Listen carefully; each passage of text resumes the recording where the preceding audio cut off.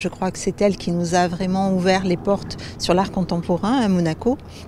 Et puis qui a également fait mon apprentissage en tant que directeur des affaires culturelles dans ce domaine. Son carnet d'adresses était tellement étendu, elle était tellement généreuse qu'elle a ouvert à toutes les institutions de la principauté.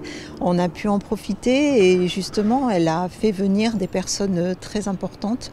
Je pense à Thomas Dymond, à de grands artistes qui, eh bien, je crois, ont ouvert l'esprit des Monégasques à l'art contemporain et ça c'était vraiment très important et c'était aussi une volonté de la princesse de Hanovre qui avait choisi, je dirais, je me permettrais même parce que comme nous étions très amis, ce personnage et pour justement eh bien, pour faire profiter la principauté de sa vision parce qu'elle était vraiment visionnaire. Marie-Claude Beau est une personnalité d'exception et avec sa disparition on perd quelqu'un d'important pour le monde de l'art et pour tous ceux qui l'ont accompagné et qu'elle a accompagné pendant toutes ces années. Je l'ai rencontrée il y a 25 ans.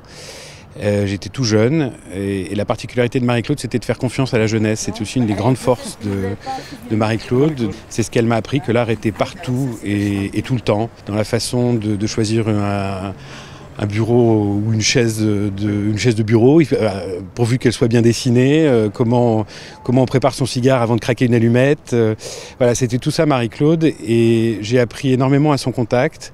Je lui suis extrêmement reconnaissant et ce qu'elle a fait pour Monaco, c'est évidemment de placer le musée sur la carte de l'art contemporain avec des expositions extrêmement exigeantes, sans concession. C'était quelqu'un qui avait un tempérament aussi, un sérieux tempérament, un franc-parler légendaire. C'était une grande gueule, c'est elle-même je la cite, donc je me permets de la citer. Et c'est tout à fait nécessaire parce que c'était une grande gueule au service de causes justes et pour l'art. Et les hommages ont été nombreux, à l'image en France de celui de l'ancien ministre de la Culture, Jack Lang, qui a salué la mémoire d'une grande prêtresse de l'art, une légende qui n'avait pas son pareil pour nous faire, je cite, aimer le beau. Grande dame des musées, Marie-Claude Beau avait très tôt bousculé les règles en convoquant toutes les disciplines artistiques au cœur du musée et en provoquant des dialogues et des rencontres inédites. Elle a toujours eu à cœur aussi d'élargir et de diversifier les types de publics, que ce soit notamment à la Fondation Cartier pour l'art contemporain à Juin-en-Josas, puis à Paris, à l'American Center ou encore au Musée des Arts Décoratifs, comme au MUDAM au Luxembourg et enfin au nouveau Musée National de Monaco.